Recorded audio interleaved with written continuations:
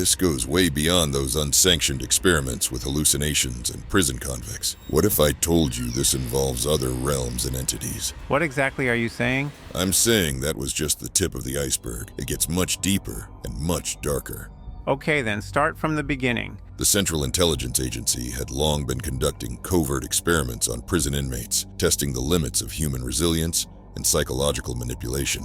The program, which began with MKUltra style techniques in the 1950s, had evolved into something far more sinister. Initially, the agency focused on mind control and behavior alteration, using drugs like LSD and hypnosis to manipulate inmates. One of the most infamous subjects was Charles Manson, who, during his time in federal prison, was allegedly exposed to psychological conditioning, making him a prime candidate for control and influence.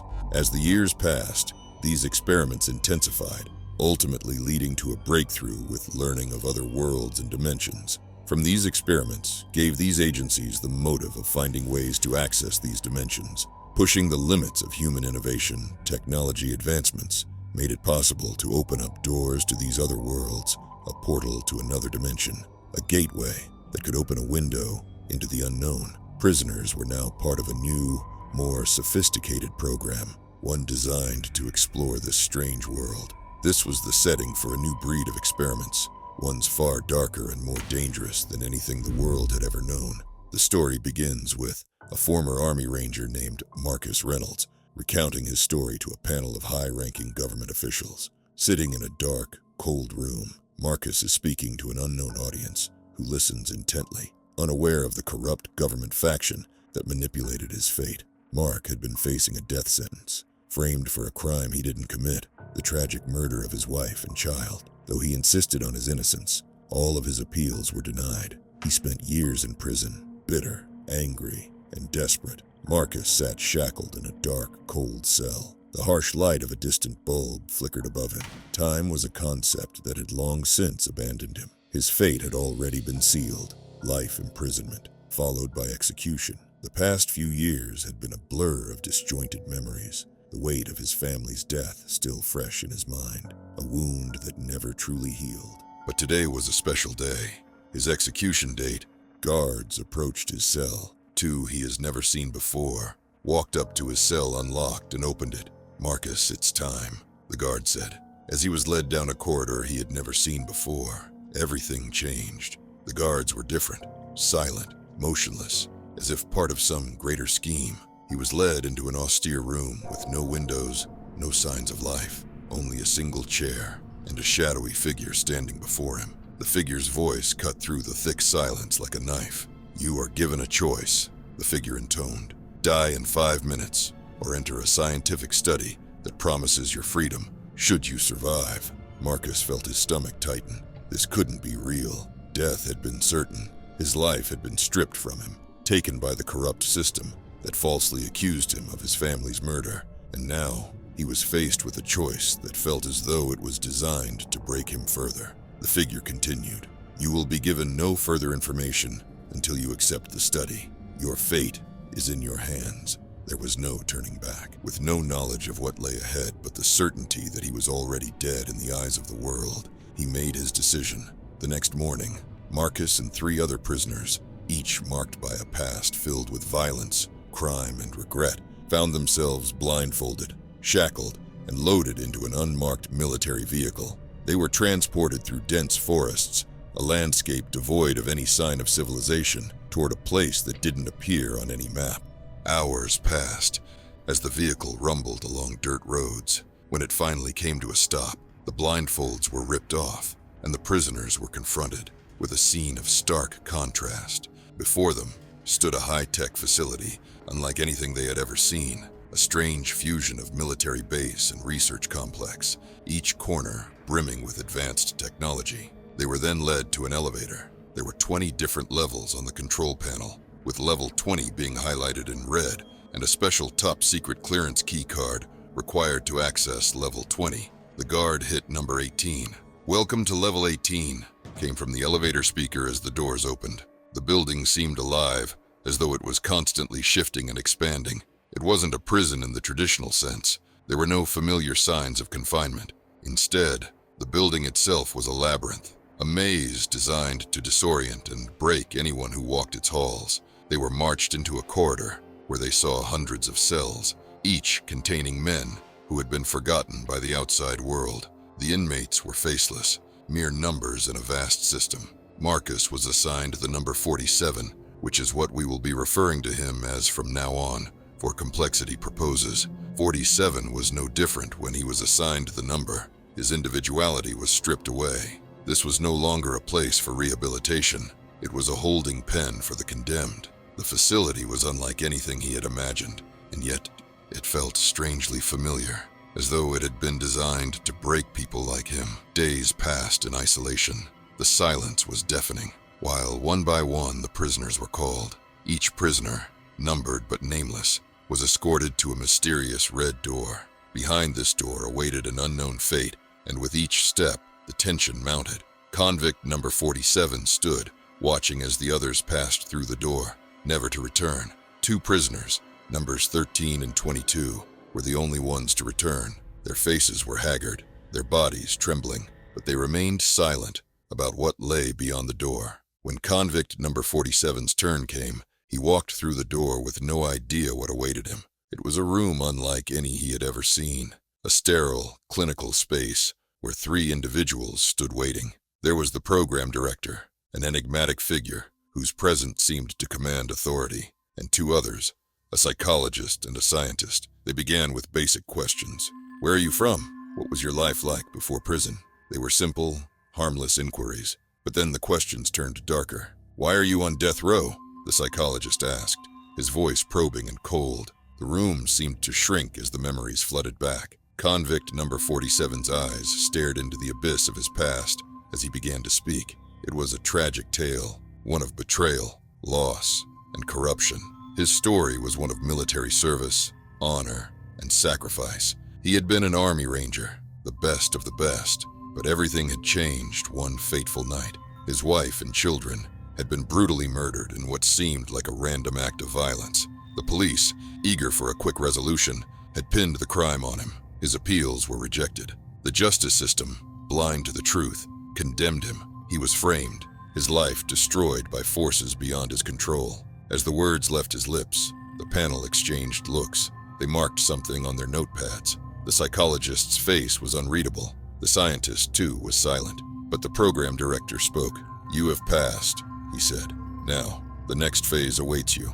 Convict number 47 was led away by the guards. Hours passed in isolation again.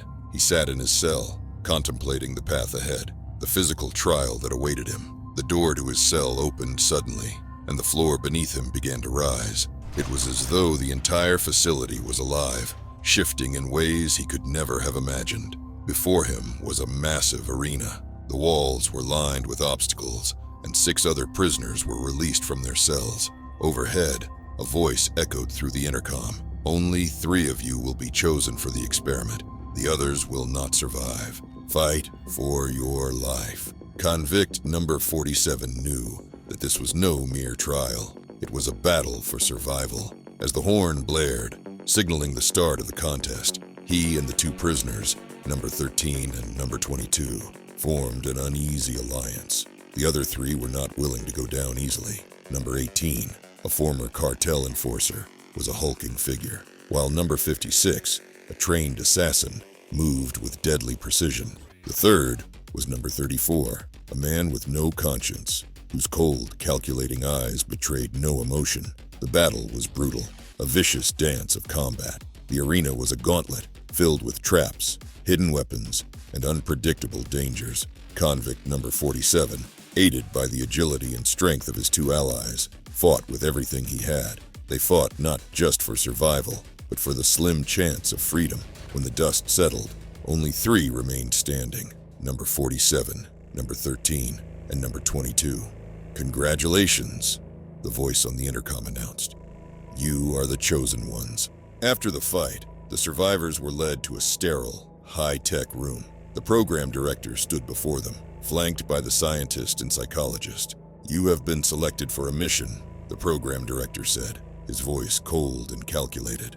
The human race stands on the precipice of a new era. We have opened a portal, a doorway to another world. You three are tasked with entering this portal and bringing back any biological material. You will be equipped with ARMOR, Advanced Resilient Modular Operative Rig. This suit is designed to enhance your physical capabilities, offering protection from the unknown environment you will encounter. Each man was given a suit, an exoskeleton, an advanced piece of technology that turned them into towering figures, standing 8 feet tall and weighing several thousand pounds. The suits were equipped with advanced weaponry, including assault rifles, heavy artillery, and specialized tools for exploration. Their faces were hidden behind a sleek visor, which displayed navigational data and mission objectives and supplied unlimited oxygen. We are sending you into a realm unlike anything you have ever seen.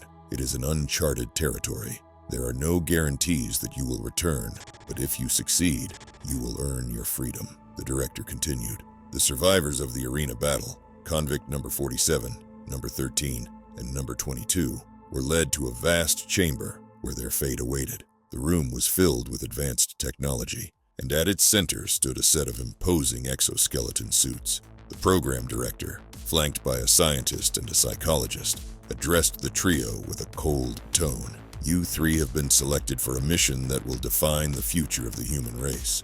You will be sent through a portal to an unknown realm, facing threats beyond comprehension. To survive, you will be equipped with ARMOR, acronym for Advanced Resilient Modular Operative Rigs. Armor for short, it resembles a modern version of Roman gladiator armor. How fitting, since you had to fight for your life in the arena, just like the gladiators. Each of you has been assigned a specialized class. Assault class, convict number 47. Equipped with a pulse assault rifle and enhanced agility, his suit offers a balanced offense and defense. His special ability heightens his reflexes, enabling him to swiftly dodge attacks and take down enemies with precision. Heavy class, convict number 13. Wearing massive armor and wielding a heavy plasma cannon, he has immense firepower and can absorb damage. His shockwave ability allows him to clear the battlefield, knocking enemies back with devastating force. Support class, convict number 22. Armed with a support drone and medical injector, his suit provides vital support functions. His healing aura restores allies' health, and the drone provides reconnaissance and fire support, making him indispensable for the team's survival. The trio spent 3 days training with their new ARMOR suits, familiarizing themselves with their specialized weapons and abilities. Each day focused on improving their combat skills and coordination as a team. With their training complete, the trio stood before the portal. The air crackled with anticipation. The program director's voice came through their comms. This is your final test. Enter the portal, and you have 12 hours to complete your mission. Good luck. Convict number 47 took a final breath and stepped forward, his suit clicking into place. As he crossed the threshold, the world around him twisted, and he was swallowed by the unknown. On the other side of the portal, the trio found themselves in a desolate alien landscape. The air was thick with mist, and the sky churned with swirling red clouds. As they moved cautiously, figures emerged from the shadows, humanoid creatures with glowing red eyes and elongated limbs. The lost souls were upon them. Number 47 immediately engaged, his pulse assault rifle sending energy rounds into the creatures with deadly accuracy. He dodged their attacks effortlessly, his enhanced reflexes giving him the edge. Number 13 took up the rear, unleashing his heavy plasma cannon at groups of creatures, clearing the area with explosive force. The shockwave from his cannon sent the enemies flying, clearing a path for his teammates. Number 22 deployed his support drone, which provided crucial reconnaissance, while his healing aura kept the team from succumbing to the overwhelming assault. His medical injector was used between skirmishes, ensuring that they stayed in fighting shape. The battle was brutal, but the trio's training paid off. They fought as a cohesive unit, each man relying on his specialized class to hold their ground. The trio pressed on, moving deeper into the alien world. The sky above them shifted to an even darker shade of crimson, and the mist thickened, making it harder to see. The air was saturated with a low, haunting hum, as if the world itself was alive, whispering secrets from the dark corners of the universe. Suddenly, the ground beneath them began to tremble. A A loud, thunderous roar echoed through the landscape, shaking the mist and revealing a massive, twisted structure in the distance, a fortress-like maze. It was unlike anything they'd seen before, a dark monolith standing alone in the middle of the desolate terrain. The trio approached cautiously, knowing it was the next challenge in their path. As they entered the labyrinth, the walls seemed to close in on them, shifting and changing. The trio was forced to navigate through narrow corridors, encountering hordes of lost souls that seemed to spawn from the walls themselves. Number 47's agility allowed him to maneuver through the twisting labyrinth with ease, clearing the path with rapid fire from his pulse assault rifle. Number 13, despite his heavy suit, bulldozed through the enemies with his heavy plasma cannon, each shot decimating the creatures in his path. Number 22's drone provided constant surveillance, spotting ambushes before they could strike. His healing aura was vital as the trio's stamina began to wane. As they ventured deeper into the labyrinth, the air grew colder, and an eerie silence settled over them. In the distance, they saw a figure, a tall, gaunt being with glowing yellow eyes, watching them from the shadows. It was unlike any creature they had encountered, its form shifting and flickering like a mirage. As they approached, it spoke in a whisper that reverberated through their minds. You are not supposed to be here. You have been brought to this world for a reason, but you do not yet understand it. The ones who sent you, they are not your allies. They are your puppeteers. Before the trio could respond, the figure disappeared into the mist, leaving behind only a lingering chill and the cryptic warning. The encounter left them shaken, but they had no choice but to continue. The labyrinth was endless, and somewhere within it lay the truth about this hellish world. The trio continued their journey through the ever-changing maze, haunted by the encounter with the mysterious figure. Their progress was slow, and the weight of the mission pressed heavily upon them. The creatures of the labyrinth grew fiercer, more relentless, and it became clear that they were not alone in this twisted realm. At the heart of the labyrinth, they found what they had been seeking, a massive chamber filled with an eerie green glow. The walls were adorned with ancient symbols, and in the center stood a towering figure, a demon, its skin as black as coal, its eyes burning with hellfire. It was the demon lord Azazel, one of the high-ranking demons who controlled this cursed realm. Azazel's voice echoed through the chamber as he slowly rose from his throne of bone and metal. Foolish mortals, you dare to challenge me? You are nothing but pawns in a game you cannot comprehend. Azazel growled, his voice booming with power. This world belongs to my kind. It always has. The battle began with a thunderous roar as Azazel summoned dark energy, sending waves of shadowy tendrils towards the trio. Number 47 was quick to react, his pulse assault rifle firing relentlessly into the demon's form, but the shots merely bounced off his thick, armored hide.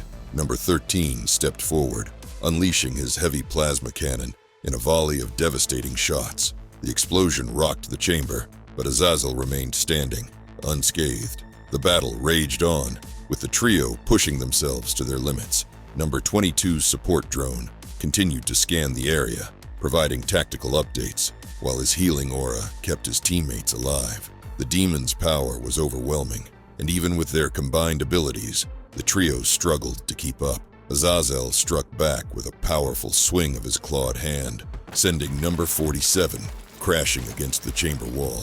The sheer force nearly broke him, but he pushed himself up, blood trickling down his forehead. Number 13 and number 22 launched a coordinated assault, using everything in their arsenal to weaken the demon. Plasma fire, pulse rounds, and energy grenades erupted in a storm of destruction. Just as Azazel prepared to unleash a final devastating attack, number 47 activated his last resort, a high-powered, armor-piercing round designed for maximum damage. He aimed directly at Azazel's burning eyes and fired. The projectile tore through the demon's skull, causing him to roar in agony. The trio pressed the advantage, striking relentlessly until the demon's body gave way, collapsing in a heap of smoldering flesh and dark energy. With his dying breath, Azazel let out a chilling laugh. You think this is victory? You are but pawns in a grander scheme. The real nightmare has yet to begin.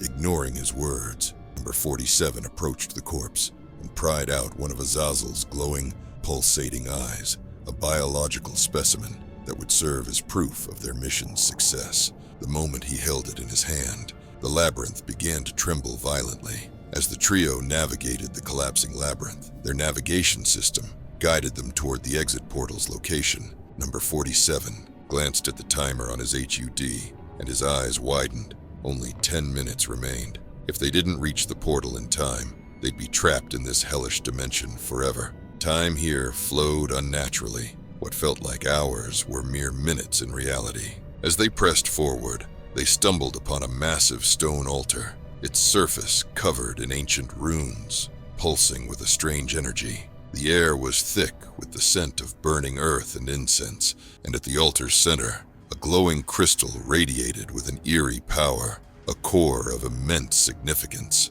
Then, from the shadows, the mysterious figure from before reappeared. His yellow eyes pierced through the darkness, unwavering this time.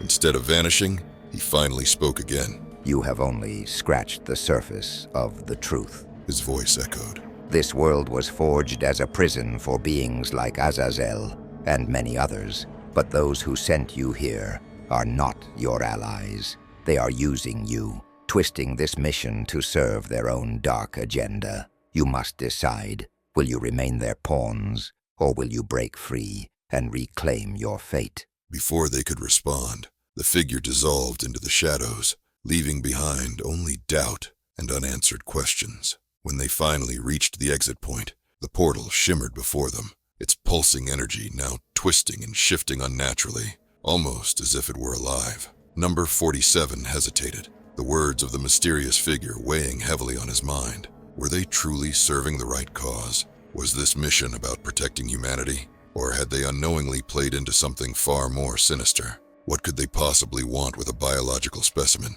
There must be an agenda at play. More than just proof of life beyond the portal. Before they could question it further, a sudden, overwhelming force seized them, yanking them forward. The portal's energy coiled around them like invisible tendrils, dragging them through with an inescapable grip. The trio crashed onto the cold metal floor of Facility Level 20, their bodies aching from the sudden transition. But before they could regain their footing, dozens of advanced soldiers in sleek exosuits surrounded them, weapons locked and ready. A commanding voice cut through the tension. The specimen.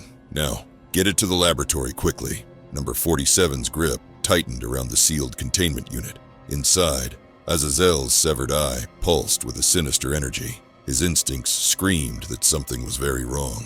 Then, from the shadows, a figure cloaked in black stepped forward, his face obscured by a mask, shifting with cryptic symbols. "You've completed your mission," the figure said, his voice calm, calculated. "But your work isn't done." Before they could react, the portal behind them roared back to life, its glow turning a deep, blood-red hue. The very air rippled with an unnatural energy. A force even stronger than before gripped them. The trio barely had time to resist before they were ripped from reality once more, dragged back into the abyss. The darkness swallowed them.